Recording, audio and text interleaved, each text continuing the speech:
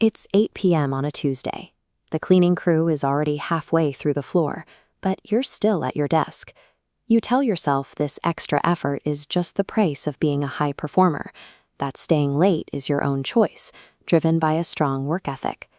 What we rarely consider is that these choices are often outcomes engineered by someone else.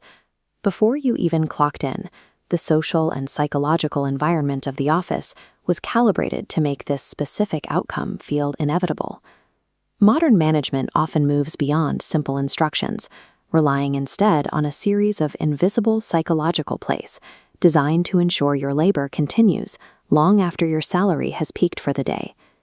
To maintain a high-output environment, authority figures often tap into fundamental human instincts, the hardwired parts of our brain that prioritize group belonging and internal consistency over our own logic.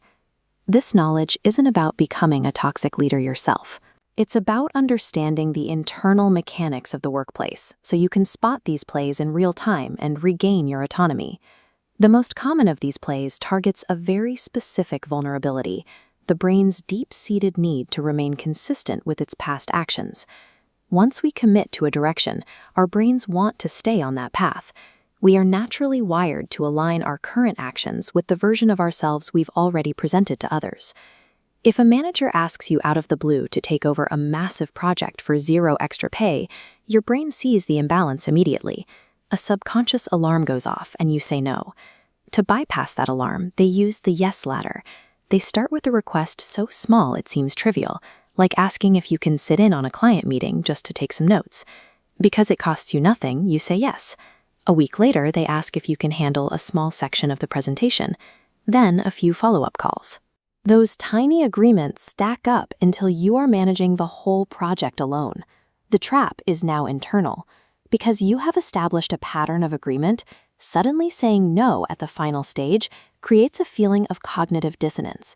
To your brain, stopping now would feel inconsistent and wrong. This sequence effectively transitions an employee into a senior role's responsibilities while keeping them at their original pay scale. Our ancestors survived by sticking to the tribe. For thousands of years, being cast out meant certain death, which is why the fear of being isolated from the group is still a primary driver of human behavior. Managers can hijack this instinct through forced teaming.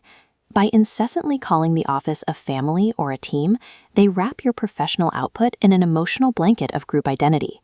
Once the family label is accepted, setting a basic boundary, like leaving on time, is framed as a betrayal. You aren't just managing your schedule. The subconscious fear makes it feel like you are abandoning the tribe in a time of need. This reaches its peak in the manufactured consensus, a tactic used to crush dissent before it even begins. If a boss wants to push a terrible idea, they may convince 2 or 3 other people to support it before the meeting even starts. When they ask for your opinion, you find yourself facing a unified front.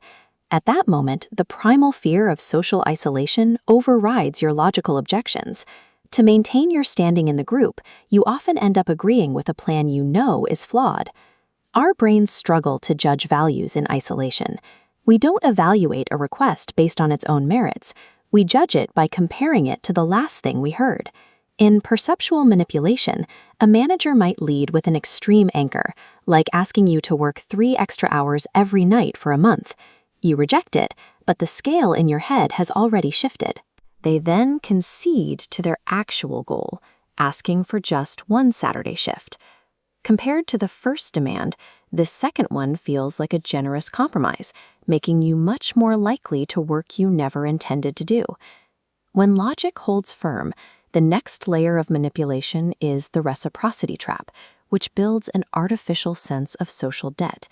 This starts with a small favor, like a manager bringing in donuts or buying you a coffee.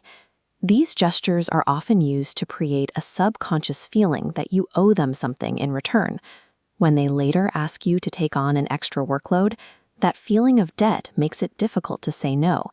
You end up sacrificing your time just to clear the mental ledger of a favor you never asked for in the first place.